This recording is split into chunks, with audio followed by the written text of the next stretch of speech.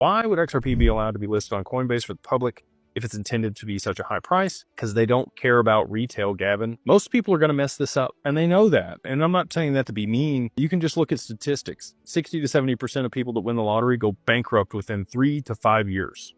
Done. They're in a worse position than they were before because they don't know how to manage capital. They don't know how to invest. They buy liabilities. They run through all the money.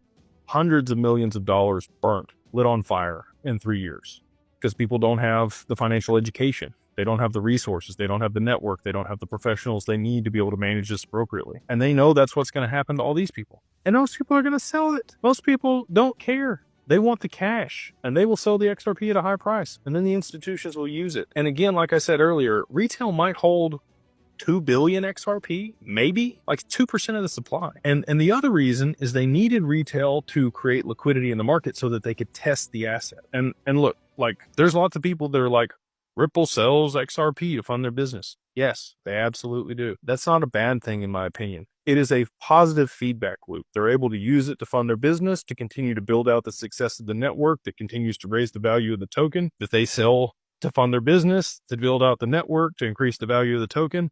Like that's the whole spiral, and it's a good one. It goes up, but that's why they needed retail to move liquidity into the token so that it had enough liquidity in it to be able to trial it and test it over the last 10 years so that they could prove that it was usable on the main net. I don't know if you've ever built software before, but you can test it, but until you push it to prod, you really don't know. And so that's what this was. They run tons of private permissioned, side chains with assets or, replicas of the XRPL. But until you have a public mainnet that's actually being used and facilitating transactions and has enough liquidity to trial things, the banks aren't going to do it. They're not going to do it. So that's why they needed retail to be able to drive the price of the token up to where it is so that they could trial it.